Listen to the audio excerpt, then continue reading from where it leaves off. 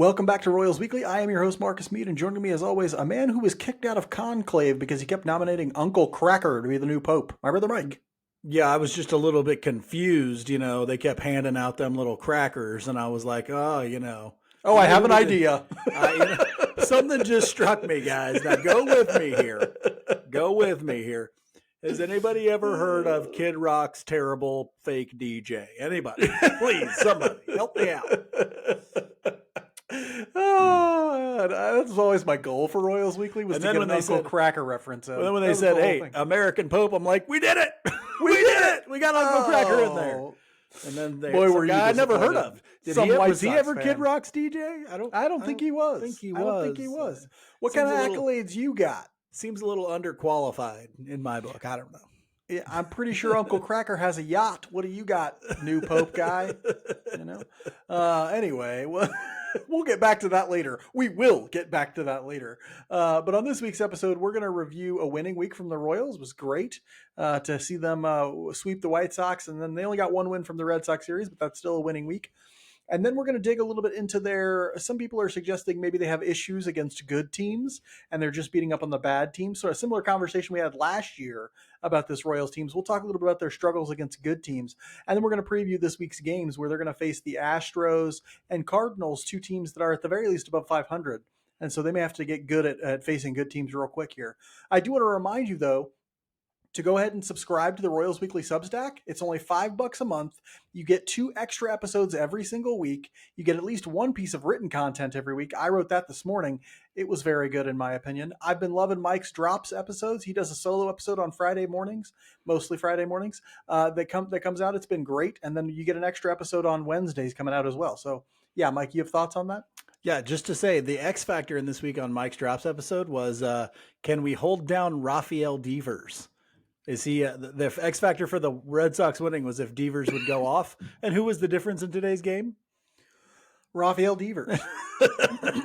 The malcontent comes through. The malcontent comes through with a friggin' he's not going to play first, but he will crush a home run to dead center to go ahead and give him the lead today. Excuse me. So make sure you're subscribed, royalsweekly.substack.com. It's well worth the $5 a month, I think. We're also going to be doing a giveaway here soon. I keep teasing that, but now school is coming to an end for me, so I actually have time to set it up and prepare it and everything. I do also want to remind you to make sure that you rate and review us on all the different podcast platforms. But most especially, if you use Apple Podcasts, get in there, write us a review. It ranks us higher on the algorithms, gets us more listeners. We love that. But for the most part, we just enjoy reading your reviews and reading them on the episodes because they're fun and they're funny and they're great. And so if you get a chance and you listen on Apple Podcasts, go give us a review. Give us 5 stars on all those other apps. It's really helpful for us, and we really appreciate it. Normally, we would start the review of last week with roster news, but there really wasn't any roster news worth getting too much into. They did some minor league signings of guys you've never heard of, I've never heard of. They did some Kyle Wright news in terms of his injuries. He got a little bit of a setback and stuff like that, but nothing we can really dig our teeth into. So we're going to skip the roster news segment and move directly into talking about the week on the field last week.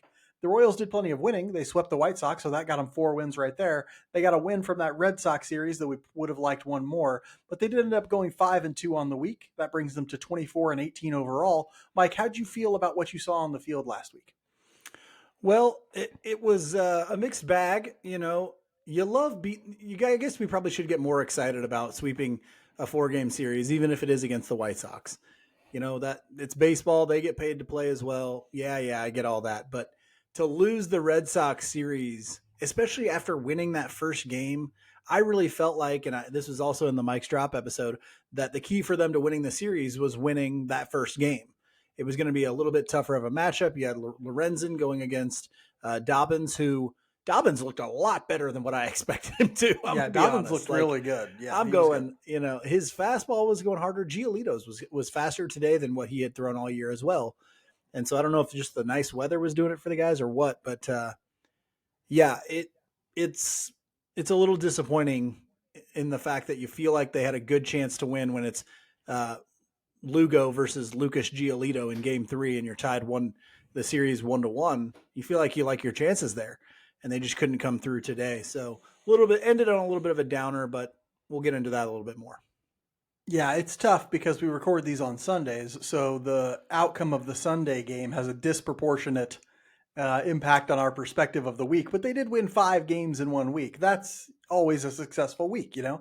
Is it a little smoke and mirror because the team that they took 4 games from is god awful and essentially handed them one of those wins by having a ball drop off some guy's head? Yeah, it's a little smoke and mirror. The offense is producing more, but it's against bad pitching, and then they're still doing some of the same flaws that they've had the whole year with some real bad plate appearances.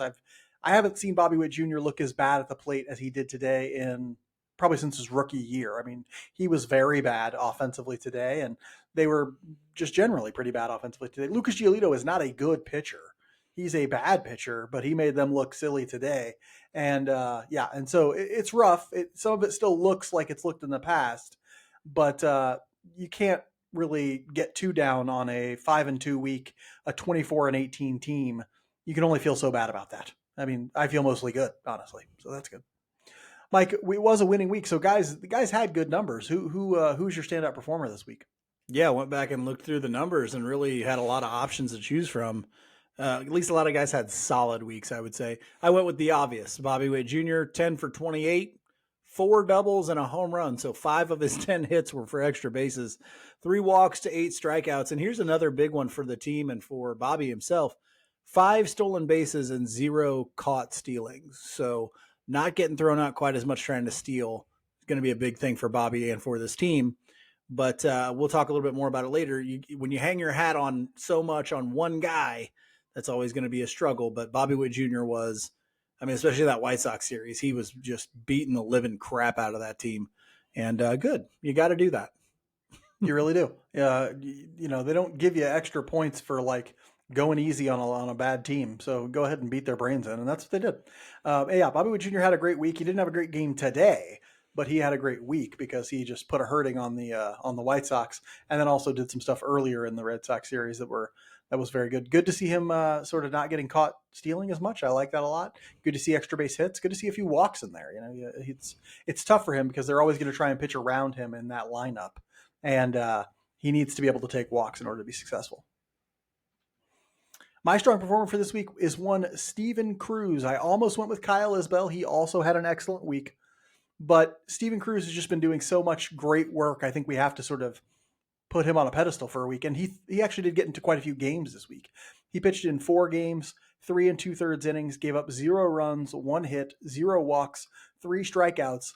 On the season, he now has 11 2/3 innings pitched and 0 runs given up still. Still has yet to give up a run, earned run or otherwise. No runs given up by Steven Cruz. So this is a guy who has come in and just solidified a role in this bullpen in my mind. Like, they're not sending Steven Cruz back down, I don't think, unless he starts falling off the rails or something. But it seems like he's learned that he's going to give up a little bit of that strikeout ability, a little bit of that chase ability in order to not walk guys all the time. The big thing for him is that at the major league level, at least, he's gotten his walks to some degree under control, and his stuff plays very well. I mean, go look at his Savant page. The run values on his pitches are insane. The slider's so incredible. Like he's just doing great things. And we're talking nothing but power pitching coming out of the bullpen when Steven Cruz walks out, because he's like 6'8" and he throws 98 and like a 91, 92 mile an hour cutter. And it's like, okay, you get a 90 mile an hour slider, a 92 mile an hour cutter, or a 98 mile an hour four seamer.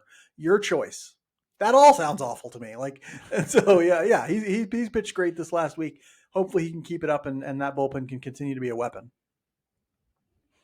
Mike, not everybody stood out as the shining star of the organization. Who was a weak performer for you last week? Yeah, there were some choices offensively, but mostly from like role guys who don't play nearly as much. So I knew I wanted to have a conversation about your boy, Angel Zerpa. We need to talk about Angel Zerpa. 2 innings pitched, 7 hits, 6 earned runs, a walk, 2 strikeouts, 2 home runs given up in the same appearance and mop-up time in Game 2 of this Red Sox series. He has a 7.20 ERA so far this year. Mark, is that good? No, that's bad. Do you know who that's exactly equal to? That is exactly equal to, hold on, is it Sam Long or Chris Stratton? It's Chris Stratton. Chris Stratton, okay. So he's in Stratton-esque air right now. He needs to needs to. We need to cool it down with old Angel Zerpa. There's got to be now. The Royals aren't pitching him in any leverage situations right now. Smart cannot put him in there when the game matters in any way. He looks like a completely different pitcher from what he was last year in the times when he was good towards the end of last year. So I don't know what's up with Zerpa, but it's got to get fixed or we need a change. Yeah, Zerpa's a real roller coaster. The good part of Zerpa is I think he has at least one more option remaining, if I'm not mistaken. So. And so they could probably send him back to AAA if they needed to. Also, even if like there's a big difference in my mind between Zerpa and Stratton in the sense that like you'd be fine if Zerpa was the 8th guy out of your bullpen rather than Stratton because Zerpa has a future. Zerpa's still 25-ish years old. Like he's got a future and he's got stuff, you know, he can put velocity and stuff like that. And so there's something you can work with there with Zerpa. I would be fine if they were like, hey, you're the 8th guy in our bullpen now. They replace Stratton with like a Jonathan Bolin or something like that. And then, you know, Stratton or Zerpa gets to go in and just mop up for a little while until he re-enters the circle of trust in some way. I'm going with my week performer. Sorry to say, it was his birthday, I think, yesterday. The captain, How Salvador could you? Perez. His mom threw out the first pitch today. And she did a great job. Did you see that? That was a strike right down Broadway. Great job, Mama Salvador Perez. I don't know her name. I think her last name is Diaz, but I can't remember her first name. But Salvi has not had a great week this week. And I'm blaming it on injury, honestly. Like, he went 6 for 24 this week, 2 doubles, 1 walk, 8 strikeouts. He has the sore hip. He's playing through it, but obviously it's affecting him because he's not catching it all. Yeah, and Maley is still up here. I did not think he would still be up here. Maley's still here, and so obviously it's impacting Salvador Perez. He's obviously wildly aggressive, and that's not helping either, but it's just not going very well for him right now. I would be fine to see him get a couple of days off to rest, get everything healthy again, and then get back to hitting. Mike, in a week where they went 5-2, but the ending was a little disappointing. What's your theme for this week? I went back to the well of one that we go to every once in a while because his words speak to me. His words speak to everyone as a damn genius. I went with Jason Isbell. The name of the song is The Blue. It's a kind of a deep cut, an Isbell deep cut. But the line is, I'm too scared to ask the right questions, too tired to fill the right shoes. So I'll take advantage of the blues. Great little tune there. But that first part was what got me there. I'm too scared to ask the right questions. And you want to know what the right question is, Mark? No. Yeah, I do want to know. But... Is this team the exact same team as last year?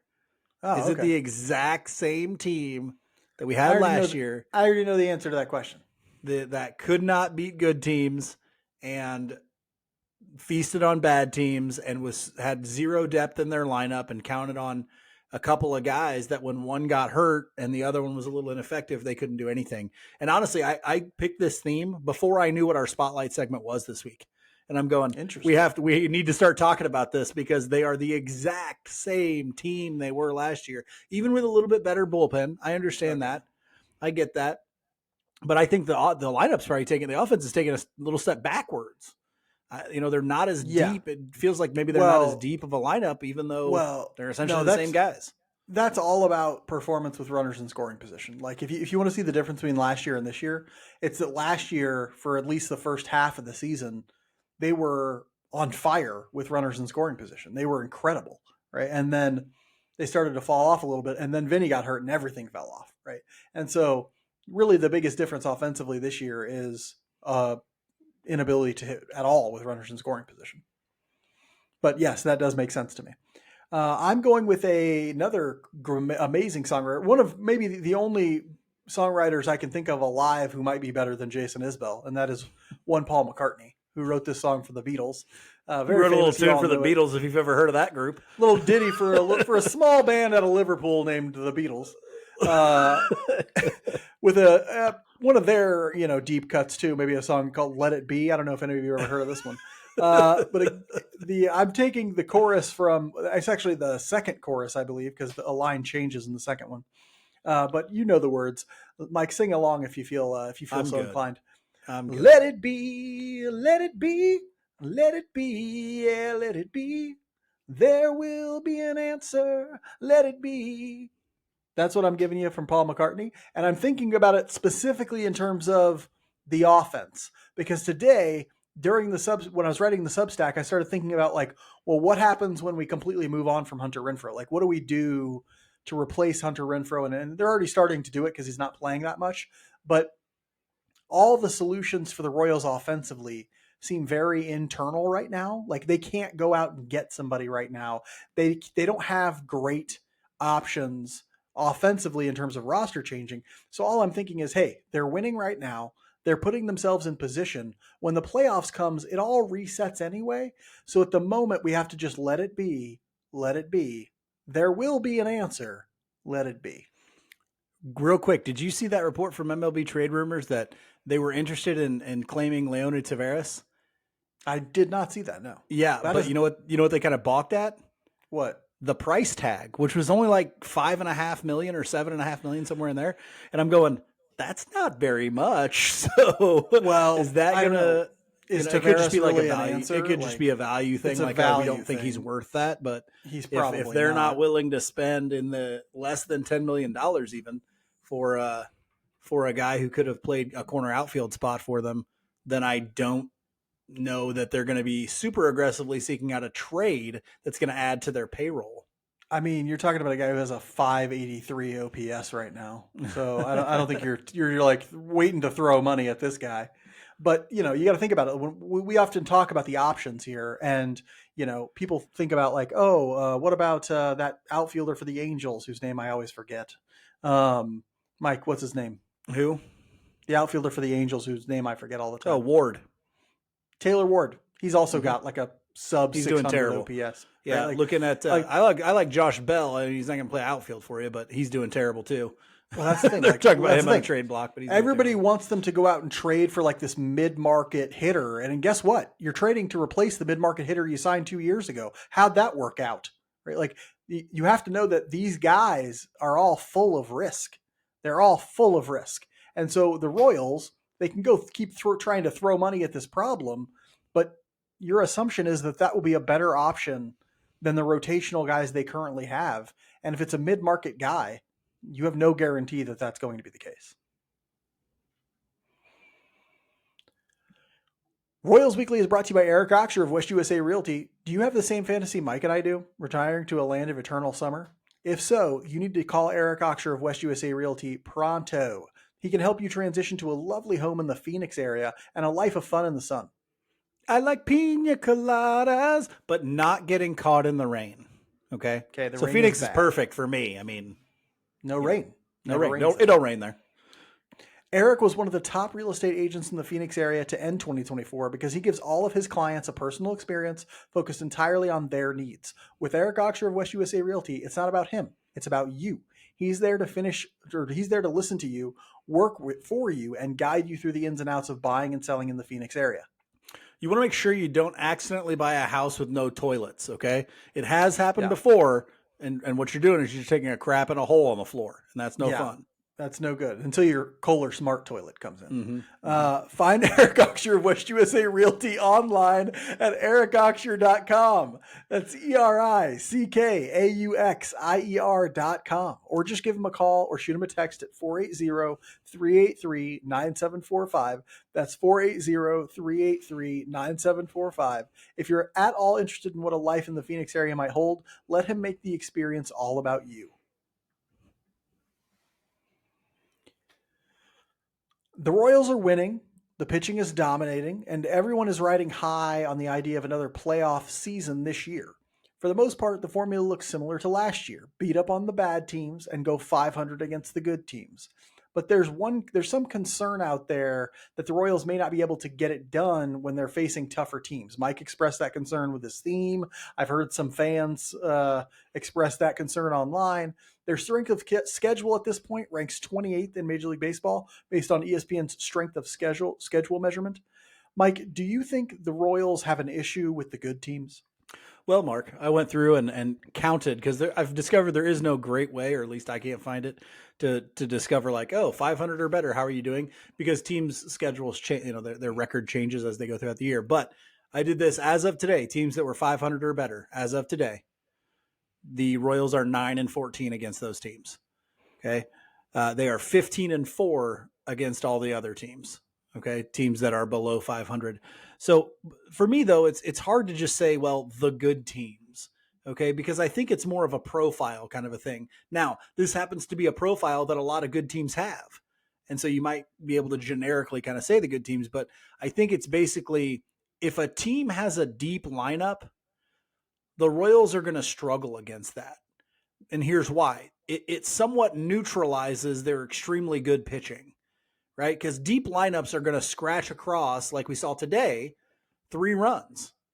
Well, the Royals' offense is so bad, 3 runs will beat them regularly. Like that's just how where they are. Even against Lucas Giolito and some bad pitchers or even average pitchers will get the best of the Royals because they hang their hat on one guy.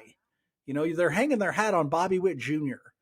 I know Michael Garcia has had a good year.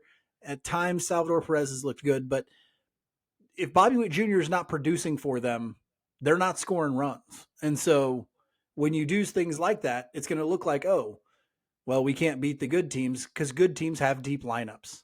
And even great starting pitching is going to struggle against a really deep lineup. And so that's kind of what we're seeing here.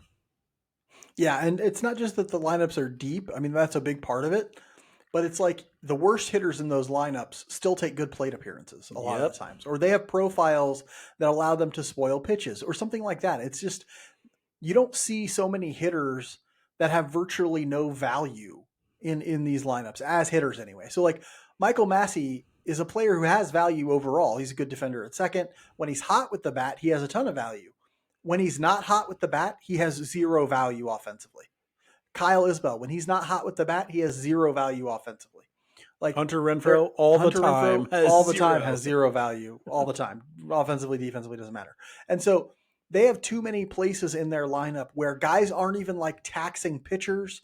They're not even like moving runners. They're not even slapping singles. Like they're not even taking walks and getting on base. Like the bottom of a lineup is reserved for those kind of guys. If you want to have like an actual good team, then your last 3 hitters might be, 700 or 650 to 700 OPS guys, but their on base is going to be pretty high. Maybe they just don't have a bunch of power. They spoil a lot of pitches. They move runners. They do those things. Like that's what those are reserved for on good teams. The Royals have just a lineup, I would say like 4 or 5 guys in their lineup below that level, if that makes sense at all. And that's going to always be problematic. I also think that there are like park factors that come into play because really good teams, take the Yankees, for example, when the Royals played there. How many home runs to right field did the Yankees hit in that series?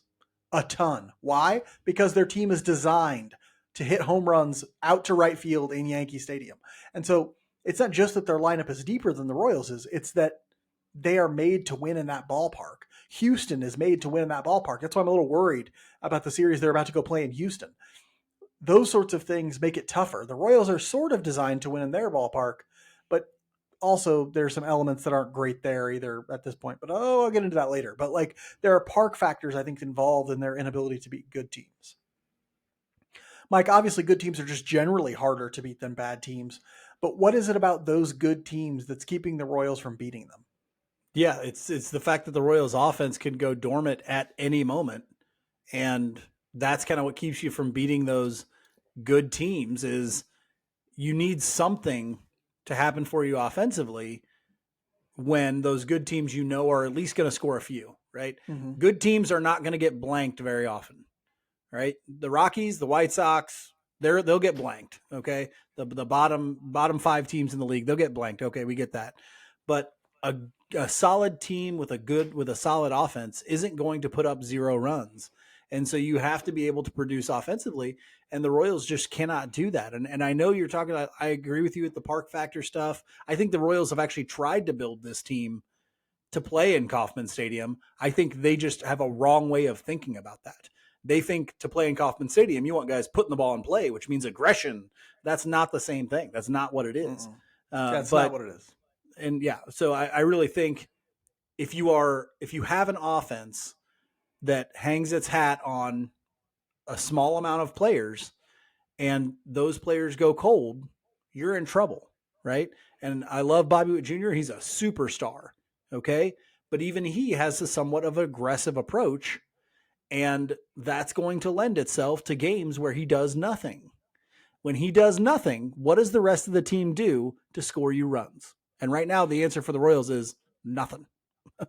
So I'm glad you brought this up, and I may end up going off on a tangent here, but because I'm basically not even reading the outline anymore. I'm just responding to you at this I point. only wrote it. I did write it, but I'm like, this has got me thinking. And so today's game is actually a tremendous example of this, because I forget what inning it was. The inning the Royals scored in. Third. If you recall, okay, that was the third inning. If you recall, they got somebody on base, and it was Kyle Isbell. No, it wasn't Kyle Isbell, because he laid down the bunt. So who hits before Kyle Isbell? I forget. Somebody was on first base or somewhere. Kyle Isbell lays a bunt down. They end up getting 2 on with nobody out. And somebody maybe Isbell lays the bunt down. Giolito makes an error throwing to third, and that guy goes home, right? Yeah. So that's how they had first and second, nobody out. He lays down the bunt. There's an error. A guy scores. They still have first and second, nobody out. Yes, that was it. They still had first and second, nobody out. They did not score a single other run in that inning, right? Insane. Why? Jonathan India comes up, hits a weak ground ball, gets somebody to third, and manages to beat out the double play. So you had first and third, 1 out. Bobby Witt Jr. comes up and has one of the worst plate appearances I've ever seen from him. And then there's 2 outs.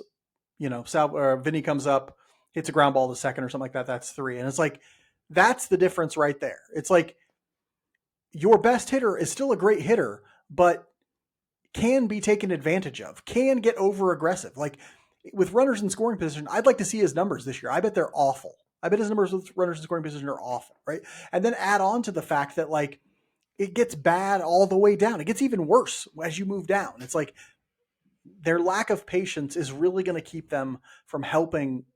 And you know how I can tell that like their idea of building the ballpark for a certain type of hitter is wrong? If they built it for the right type of hitter in Kauffman Stadium, Nick Lofton would be on the roster right now, right? The right type of hitter in Kauffman Stadium isn't somebody who's hyper aggressive. It's somebody who hits the ball at a lower launch angle than you would think, right? Than like a home run producing ballpark. Nick Lofton's launch angle is like 10 to 12%, which is great for him, right? Like he sprays the ball to off fields, he hits line drives. That's what you want in a park like Kauffman Stadium. You don't just want somebody who's not going to strike out, although he doesn't strike out that much either, but you need somebody who's also going to hit a lot of line drives. They got a lot of guys hitting just lazy fly balls all over the place. We've talked about how they're among the highest teams in the league hitting fly balls. It's not working. And that's because they don't have the right idea, or at least used to. I think they're moving towards the right idea for what kind of lineup needs to be built, but it's too aggressive at this point. Actually, Bobby Witt Jr. has decent numbers with runners in scoring position this year. Oh, okay. He's got a 995 OPS with runners in scoring position. Do you want to know the issue? Why? What? Everybody else's is terrible. Everybody else's is garbage. All right. Well, sorry to throw shade at you, Bobby Witt Jr. You did bad today, but you're doing pretty good with runners. One other person has an OPS over 700. Actually, rough. Hang on. One other person has an OPS over 600 for the Royals with runners in scoring position this year. So, Mike, I think beating the bad teams and going 500 against the good teams is actually a good formula because in my mind, once you're in the playoffs, everything resets and it doesn't really matter. But can we expect this team to improve at some point where they're more competitive against good teams? Well, I'd like to address you think it's a good formula thing first. It's a good formula for making the playoffs. It's a bad formula for winning in the playoffs, which we saw last year. They would need to add significantly to this lineup, both from the farm system and from free agency, to impact this lineup. And the more I thought about it, I kind of got to a place where you spoke of earlier is like, there is no good way to do that this year. I'm going to be honest. There is no good way to add to this offense this year. If you trade somebody to bring somebody in, you're going to be giving up quite a bit to get somebody, or you're going to be giving up very little to get somebody who's very risky and has a low, percentile of having good outcomes. Like it's just not likely you're going to be like, oh, this guy hasn't hit at all this year, but he did 2 years ago, so maybe that works. No, you're not really looking at it greatly. What I think you have to try to do is bring up somebody like a Nick Lofton. Maybe you bring up somebody else, Peyton Wilson, or maybe Jack Caglione is ready. I doubt it, but maybe. And then I think you will go out and get 2 guys who you feel like greatly improve those corner outfield positions. And remember, those are so low. Outfield production for the Royals is so low. It's the lowest in baseball, by the way. I read that in another article the other day. The Royals have the lowest production from their outfield in Major League Baseball, or one of the lowest. So if you get something there, I'm talking just competent at bats, consistency, maybe not superstars. Okay. Probably not. You're not going to be able to afford those. That's the only thing. The problem is you're then risking screwing up the development of a Jack Caglione or a Peyton Wilson because you rushed them to the major leagues. Whatever you give up to get those guys, okay, you're losing that. And then you're banking on those guys being as solid and consistent as they can be. And I'm not entirely sure you're going to go out and find that magic unicorn that's not going to cost you a whole lot, but can be a solid contributor for the rest of the year. I just don't know that exists. Yeah, here's my thinking. I don't think that exists in trade unless they want to give up Blake Mitchell, unless they want to give up Carter Jensen, unless they want to give up those big time prospects. They're not getting somebody who is actually going to be, you have a high level of certainty will be productive for them this year, right? Like everybody thinks that they're going to get Ben Zobrist because that worked during the 2015. Not all of them turn out to be Ben Zobrist. Okay. A lot of them don't. Okay. And so, but I do see a future that is very tiny needle to thread. I'm talking That's the why likelihood it's so tough. is very small. But imagine this. I'm just going to paint a word picture for our fans to fantasize about in the coming, okay? Back half of 2025. Nick Lofton is starting for you most of the time in left field. Kyle Isbell in center field. Jack Caglione in right field. Jonathan India at second. Michael Massey, more of a rotational piece, right? In fact, he and India can maybe rotate given one is right-handed, one is left-handed, right? Does that sound like a better offensive unit to you, Mike, than what they currently roll out?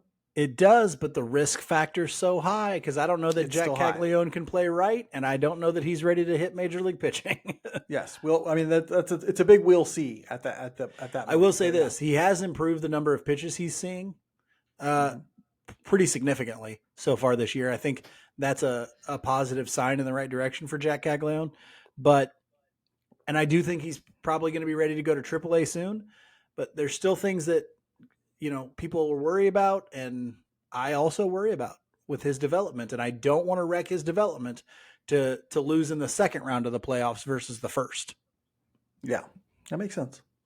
Mike, looking a little bit more long-term, how might the Royals adjust their overall roster construction or player development to help get more competitive against good teams? Essentially, what you're saying, like, how do they get to that next level, which is like, we're not just looking to go 500 against the good teams. We're looking to be among the best teams in baseball. Yeah, well, you and I just mentioned it. For this year, it's going to be tough. I think that's tough because I think these are more long-term sustainable things that need to change for you to be able to do that. So I think we've kind of touched on it a little bit. I think you have to focus your hitting development, yes, on the park that you play in, but I think you have to get that right. I think you have to start thinking about, we aren't bringing guys up until we see this type of at bat from them consistently. There will be no more Michael Masseys who crush AA and AAA pitching and never see any pitches and swing at everything, because we know that does not play at Major League Baseball. That was MJ Melendez. That was Michael Massey. MJ saw a few more pitches, but we're not going to bring that up and do that again. That was who was the guy that got injured all the time? Shortstop. Mondesi. Oh, Mondesi. That was Mondesi. We're not doing that anymore. Okay. Unless you're Jacob Wilson or Stephen Kwan and your hit tool is unbelievable 70. Outside. And that's the weird thing. Like, okay, you want to talk about that? That's kind of Jack Caglione, is that he's hyper aggressive. But I think even for him, you're going to still pump the brakes and say, To develop, you need to see more pitches. Plain and simple, right? Because you're not swinging at the premium ones. You're swinging at the pitcher's pitches way too often. Michael Massey does that every single day. We cannot continue to have that in our lineup. I think if you're looking for guys that are going to create a deep lineup for you, that has to be the thinking behind the guys that you draft, you sign internationally, and you develop is competent at bats. And then maybe you're a little bit more of a speed guy. Maybe you're a line drive guy that other teams won't even look at, but we can because that plays in our ballpark. I get that completely. But it starts with competent at bat and approach. Yeah, I teed you up for that one, honestly. Yeah.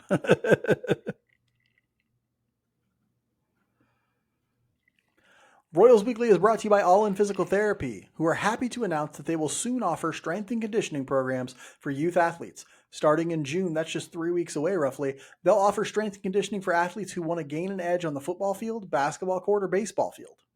All sports, really. I'm looking to build my glutes for the old ribbon dancing competitions. Yeah. And of course, All In still offers the best in recovery from total joint surgeries and sports injuries with offices in Blue Springs, Lee Summit, and Belton. They'll help you take care of your recently replaced hips, knees, shoulders, elbows, you name it. If I replace all of those, I'll be the world's most majestic ribbon dancer. They got that in the Olympics, I'm pretty sure. So. They do, yeah. If you're interested in reaching the peak of your athletic performance or getting back to 100% from an injury, check out All In Physical Therapy at allin-pt.com. That's allin-pt.com, or give them a call at 816-427-5300. That's 816-427-5300. The Royals hit the road again this week for a 3-game series in Houston before finally getting a day off, coming back home for a 3-gamer against the 1985 World Series losing St. Louis Cardinals. Mike, tell us about that Astros series. How are the Astros doing so far this year? How's it going to look? Well, we saw them not too long ago in a 3-gamer that I believe we won the series, lost the last game, but won the first 2. Houston Astros are 20-19 and second overall in the AL West. In that first game, we're going to see Michael Wacha versus Ryan Gusto, 26-year-old righty out of Florida Southwestern State College. That pinnacle of academic success. It sounds like a prison almost. At a Florida Southwest Correctional Facility, South California Penal League. Yeah. How the hell did you get it up there? Stole a car. He's got a 2.93. I'm sure Gusto's an upstanding young man. He's got a 2.93 ERA and a 1.27 whip. A 4-seam fastball, a good one at 93-94, a sweeper, a curveball, cutter, changeup, and sinker. The fastball has great induced vertical break. The numbers against it aren't very good. He's very good with the fastball. The Royals don't hit good fastballs very well, so that could be a challenge in Game 1. His expected ERA is slightly higher than his actual ERA at 3.87, so hopefully Wacha can limit that lineup and the Royals can do something offensively.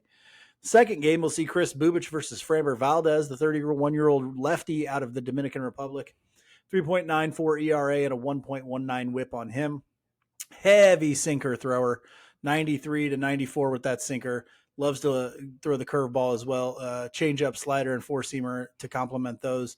He is a ground ball machine at almost 55% ground ball rate. He's getting a little bit fortunate with the sinker as the expected numbers are a little bit better. And if I remember right from the last time I looked at him, the pull rate was a little higher on the sinker than what it's been in the past. Some guys were having some success lifting and pulling the sinker when they weren't pounding it into the ground. And so hopefully the Royals can do that. They saw Valdez in the last series, didn't do a whole lot against him, but I think they won that game. The third game, we'll see Michael Lorenzen. We do not have an expected starter yet for the Houston Astros. So hopefully whoever that is, we can touch up a little bit, score some runs. Really sucks. Yeah, hopefully he really sucks. But, who knows? For the Royals offense, I don't know that it matters how good the other pitcher is, honestly. We've seen guys with ERAs above 9 that we couldn't touch for some reason. That's true. So. We saw a guy with an ERA over 8 we couldn't touch today. So it happens. After that, they will come home. So it's just a real quick road trip. They come home to face the St. Louis Cardinals, who are 22-19. That's second in the National League Central. Their offense is a real good. They have a 108 weighted runs created plus as a team. That's 10th in Major League Baseball. They're getting great years from Brendan Donovan with a 141 weighted runs created plus. Lars Nootbaar, who has one of my favorite names in Major League Baseball, he's got a 120 weighted runs created plus, and then Victor Scott the second has a 118. So they're getting quite a bit of offense for the Cardinals. We're gonna have to make sure we can handle that. And then their pitching has been less good. It's 17th in Major League Baseball in ERA with a 3.92 for the team. They're getting a good year from Matthew Libator, who, if you know, was a big-time pitching prospect for them. Took a real long time to get to Major League Baseball. Had a lot of injury problems, but he's a real talented lefty. He's got a 3.07 ERA. Sonny Gray having another very good Love year. Sonny Gray. Mike loves him apparently for some reason. I really wanted the Royals to get him a few times now because he is the best pitcher that does not stay on a team. I know it's wild. It's weird how he moves team to team, but he's always very good. Sonny Gray 3.5 ERA right now. Eric Fetty, who you'll remember, I think pitched for the White Sox last year, or maybe for the last couple of years, but spent some time over in Japan or South Korea. I can't remember. But there were some people who really wanted the Royals to get him coming out of, I want to say South Korea, but I could be wrong on that one, a couple of years ago. But Eric Fetty's doing well as well with a 3.86 ERA. And so Royals will hopefully run into some of their weaker starters and maybe can take advantage of their bullpen when they come to Kauffman.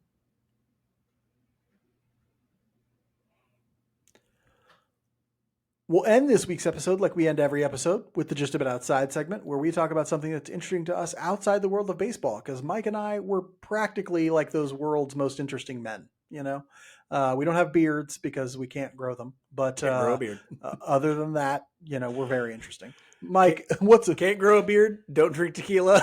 Don't drink tequila. He drinks Dos Equis. Dos Equis. Don't drink that either. So I don't either. I don't drink alcohol. So, but other than that, we're both very interesting. Mike, tell us what's been going on in your world the last week. There's been a ton of stuff going on in my world the last week, but I went with the generic one here because I love my mommy. And so I wanted to give a Mother's Day shout out to all the moms out there, adoptive, birth moms, just anybody who stepped up and has done mom things. That's awesome. But a special shout out to the OG mom, the mom of Royals Weekly, the weekly weirdo herself. Mom, I know you're watching because she's a rabid weekly weirdo. So to the best mother a guy could ask for ever. Thank you, mommy. She's done fantastic things for us, got us into sports and baseball, and we played lots of sports because of Ma, and worked her absolute butt off to raise a couple deviants like us. I mean, she's just she's hitting home runs left and right. Mom's weighted runs created plus is like 218, so I mean, she's doing great. 218, 290, something like that. She's lifetime Hall of Fame numbers here, people. Like Ted Williams, but like 8 inches shorter or something like that. She's very short. But yeah, all-time greatest mother. Also, of course, a happy Mother's Day to Morgan, Mike's wife, who is we did some wonderful, very fun stuff this weekend with her. So yes, I took Mom to see a Royals game on Thursday. We went out to watch we went to the Game 4 sweep of the White Sox. You're making me look like a dick here because I haven't done anything yet. I took her out to the baseball game. It was wonderful. We had good food. It was like a 10-0 win too, so we just basked in the sun. It was great. So yes, happy Mother's Day to all the mothers out there, but especially our mother. I want to talk about this thing I've started watching on Netflix, which is a docuseries, I guess, called Our National Parks. It's narrated by Barack Obama, and I think his production company puts it out. But it's very David Attenborough-esque. If you ever watch David Attenborough stuff where he narrates Our Planet and stuff like that, where they just this one is about national parks that exist around the world. And it is so, so awesome. I've been watching it every night for the last week, just going to sleep with it on and learning about all the different animals. And just, you get so many amazing shots of various landscapes and various natural habitats. It's amazing. If you like any sort of nature programming, it's a must watch in my mind, because I love national parks. I love the ones that exist here in America, but these actually talk about ones all over the world. And so national parks exist in other countries too, including marine national parks, like national sanctuaries in the ocean and things like that. And so there's just a bunch of great stuff on there. If you like any sort of nature related stuff, I think you'll really love it. Our National Parks. It's on Netflix. Very much worth watching. I don't have Netflix anymore. Well, hey, get on it. Get Netflix and watch Our National Park because you would love it. This is something you would be super into. I'd be really into. But yeah, you'd be really into it. I got a week off coming soon, and I'm going to spend some time watching Our National Parks. That's all we have for this week. Make sure you turn in again next week when we'll be back with more Royals talk and probably some talk about, I don't know, Uncle Cracker or some other Uncle Cracker related thing. How about maybe more on the Kohler smart toilet? maybe. Who knows? A full hour on the Kohler smart toilet. I love the direction that this podcast takes at times. Make sure you're subscribed to the Royals Weekly Substack for more of this. Royalsweekly.substack.com. Tune in next week. Until then, be good to each other. And go Royals.